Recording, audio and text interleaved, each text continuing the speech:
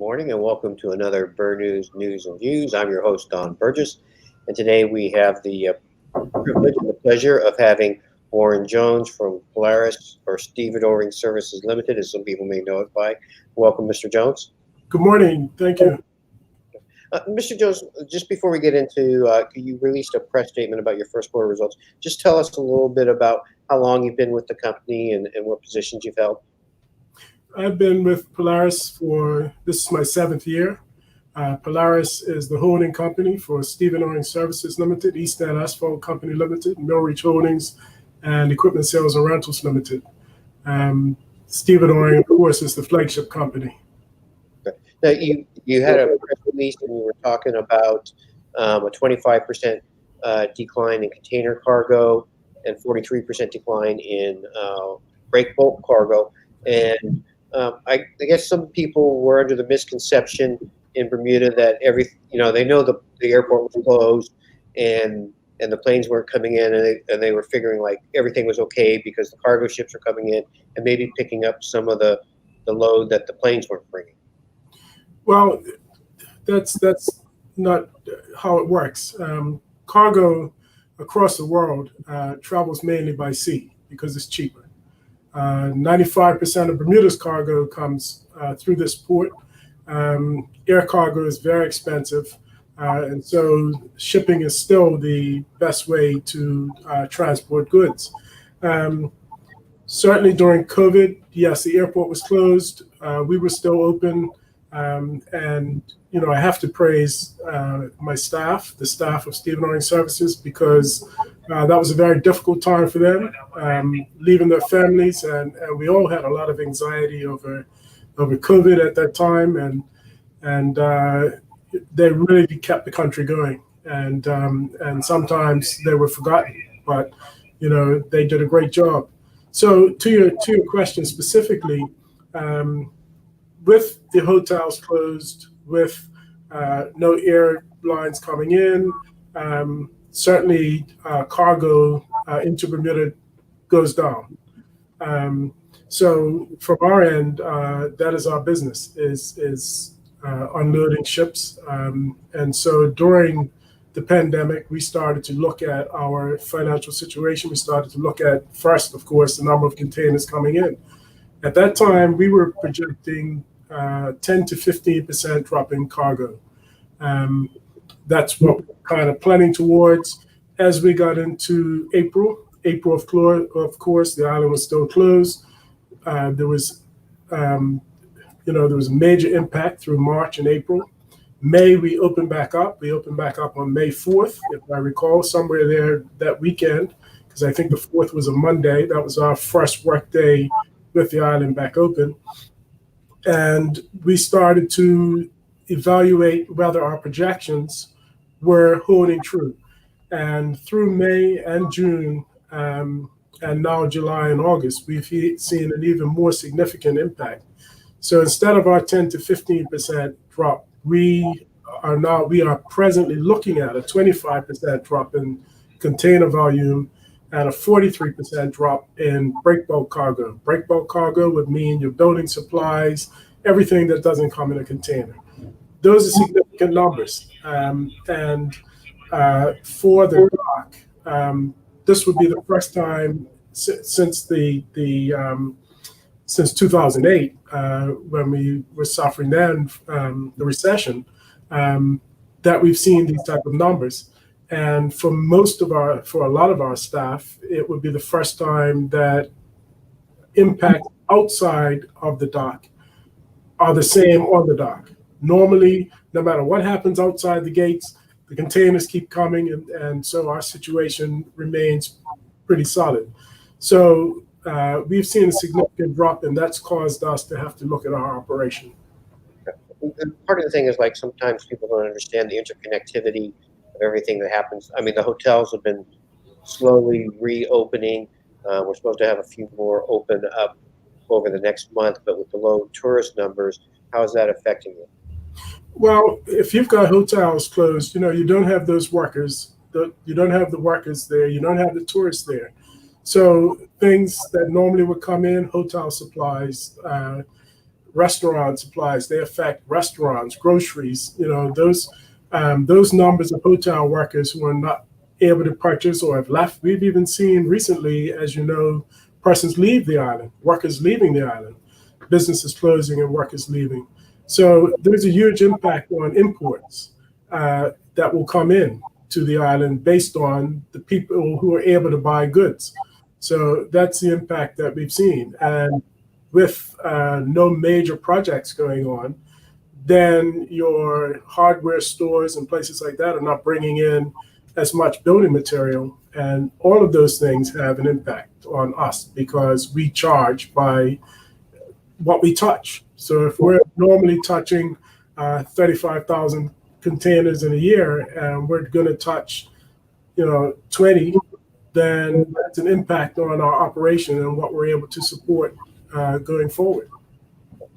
Now, government has rightfully put a policy in place to make sure that Bermudians have first crack at jobs, and that way, during this little economic recession, that Bermudians have an opportunity to work. But on the flip side of that, that means guest workers are going home, and there's an estimate maybe of between 1,000 and 2,000 people possibly leaving the island. What sort of impact does that have for stevedoring services?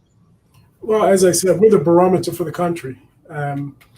We know the state of the economy because the economy comes through the port. So we physically can look at what's going on around us and see that there's been change. The number of containers we see on the dock, let me say that I've never seen in my 7 years, and many of the staff who've been here much longer say they've not seen it as bad as this either. So, all of those things, people leaving, people not working, because it's not only the people who are not leaving, but if people are not employed right now, or they're taking pay cuts and things like that, it affects their purchasing ability. And if they're not buying, then there's less coming into the country because it's not being bought.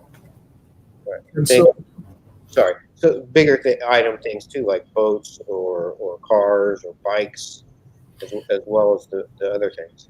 Well, we normally, in the summer, you normally see boats coming in starting in May, June, July, and then, going back out at the end of the summer. We didn't see that this year. Those are the types of things that we would call break bulk. A boat's not going to come in a container generally. And so, we're not seeing that. We're not seeing the Bermuda Islander or the Oleander, whether it's Summers Isles, coming up with 3 and 4 boats on them. They may have 1 or 2, and it's not every week. So these are all things that we have to look at. And then we have a workforce, of course, that is of a size to be able to handle what we consider to be what the average cargo carry is coming into Bermuda. And that now has been affected. And it's not just for a year. We don't anticipate that we will see a turnaround for 2 to 3 years. We may see little blips of improvement, and we hope we do, and we hope we're wrong. But we believe that it's going to take some time to come out of this. So 2022 or 2023 possibly? Is that 2022, 2023 is what our projections are looking at and what we're trying to build our business model towards. So how do you plan for those revenue losses or decreases, I should say, for the next couple of years? Well, it's hit us hard and immediate because, as I said, whilst the economy had been low before that, COVID brought it on quickly, and coming out of the shelter in place, which impacted everybody, without the turnaround, we believe that it's a long-term fix, and so for us, we're looking at cutting back. And of course, in any business, labor, staff is your highest cost, and that's where we're looking. However, Polaris, we have a mantra that's doing the right thing at the right time for the right reasons, And so we're trying to make sure that through all of this, our staff can retain employment, and we're trying to do it in a way that allows for as many staff to continue to have employment as possible.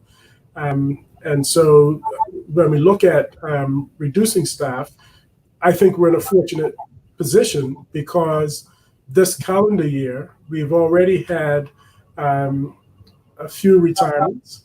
And for the next 18 months, we have a number of staff who are retiring. And between those who have already left and those who are leaving, that's going to help. That's going to be one way to help our situation without having to lose employees. But there is the reality that there aren't enough to get us where we think we need to be. And so one of the things we will be doing which does affect our staff and will mean redundancy, and that's outsourcing our garage function. And why outsourcing the garage function? The garage, number one, our garage is not a revenue earner. Two, garage staff are highly skilled.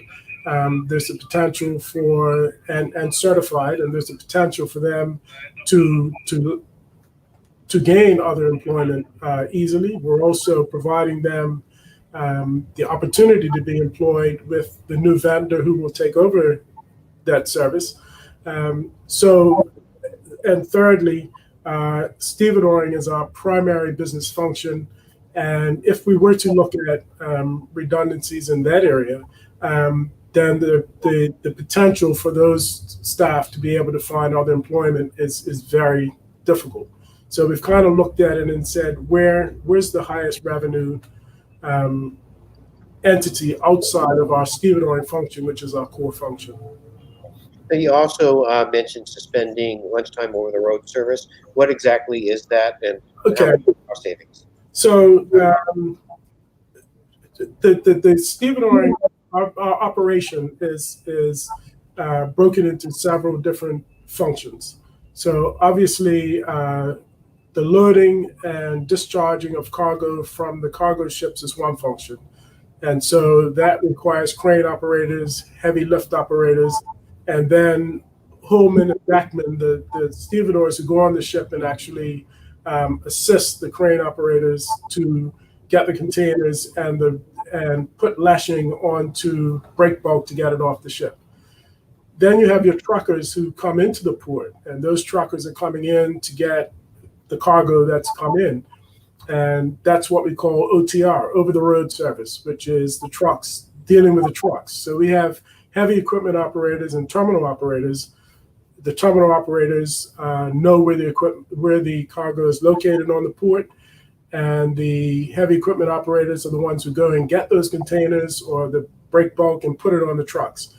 We run that service all day from 8 to 4, with the last truck being at 4 in the afternoon. And in 2014, when I came on board, we introduced or reintroduced, because some say it used to exist years ago, but at the time I came, there was no lunchtime service. We introduced a lunchtime service for the truckers.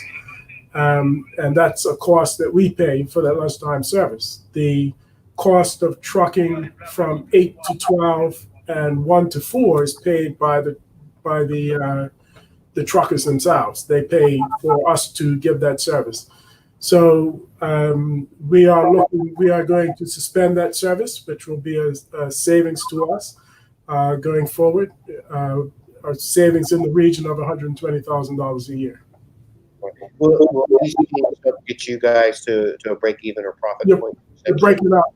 You kind of broke up. I didn't get your question on that. Sorry. Will this help get you to a profitability for the next year or break even point? Not the OTR by itself, not the over the road by itself. That's a drop in the bucket. The overall package gets us where we need to be. But one thing I want to say about the over the road service, there is a concern that that's going to affect efficiency, or it's going to impact the truckers to the point that it's going to slow down what happens, them getting containers off and cargo off the dock. we measure everything that we do here. We know how long it takes us to move a container. We know where everything is. We know how many trucks we deal with in a day. We know how many trucks come per day and what time they come. And so it wasn't just a random plan to do away with the lunchtime service. We've looked at what our day looks like, and we know that our busy time is 8 to 12. We average in the region of 49 trucks between 8 and 12 in the morning. Between 1 and 4, we average 28 trucks in the afternoon.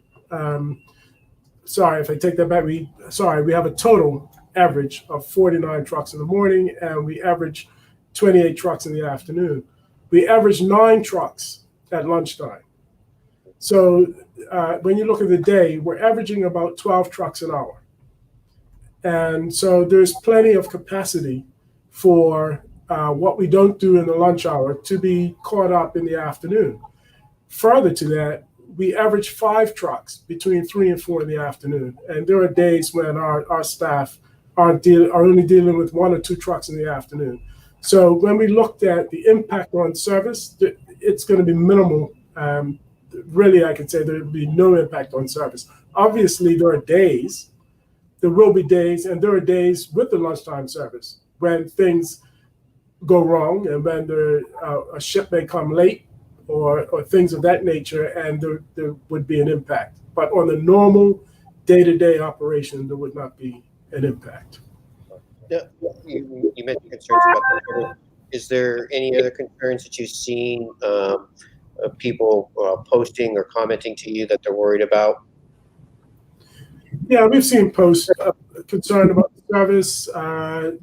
We've seen posts about why not do pay cuts. And in our view, we don't see that as being sustainable. We believe we have a proposal that allows the majority of the staff to remain whole. And in this particular time, we believe that's very important. And as we look at, as I said, as we look at where we're going to do the redundancy, we believe that those staff have an opportunity to land on their feet, and we're providing them with an opportunity to land on their feet. Is there anything else you want to say? Maybe something I didn't ask that you feel is important to get out to the public? I think we've covered it. I think, Bermuda, we're experiencing something that many of us have not seen before. We've not seen the end of this. We haven't even talked about the winter. When flu season comes in and the other impacts. So that concern is, will we see a resurgence of COVID? So we have a lot to consider in how the year is going to pan out economically. And that's what's driving our way forward. Our decisions are not popular. Certainly, there is concern from our customers, the shipping agents. They are concerned that we will not have enough staff to meet the demand. We believe that working together with our staff, that we can still provide the service. There will always be challenges, and maybe the challenges will be a little greater than they have been. But we've provided a great service up to this point. I challenge anyone to say we haven't. Certainly, our mantra, our motto is that we quietly power Bermuda. And if you think about it, when you don't hear from us, everything is great. When you hear from us, something is wrong. And if you think over the last, through the whole COVID period and prior, you haven't heard from us. And when you go into the grocery store, when you go to the furniture store, when you go to get a TV, a car, whatever, it's there. And I can't get there without us. And so, I always will congratulate and compliment the staff here because they do a great job. They work hard, and generally the community doesn't know what goes on here. They don't even think about us. And I was one of those people. I live in Warwick, and I taught in just outside of Hamilton, and I would drive into town and never ever look left. I always drove on Harbor Road. I would never look left. I would drive up Front Street and I would never look left. And in 2014, January, since January 2014, I never drive down Harbor Road without looking left or Front Street without looking left, because that's how important it is. And we are important to the country, and we take it seriously. We do a staff survey, and 100% of the staff understand the importance of their job to Bermuda. So I think that says a lot. Well, we thank you for taking some of your time today to address some of the issues that may have had from the public, and to let people know, where Polaris and stevedore services are coming from. Just appreciate it. Thank you very much for having me. Yes. I'm your host, Don Burgess. We'll have another Burn News and Views at noon today. Hopefully our connection is better. We had Vic Ball on yesterday. We had a few connection issues, and we'll try to make sure that they're all sorted out this time for when he's on. As always, from here at Burn News, that we wish you a Bermuda-ful day.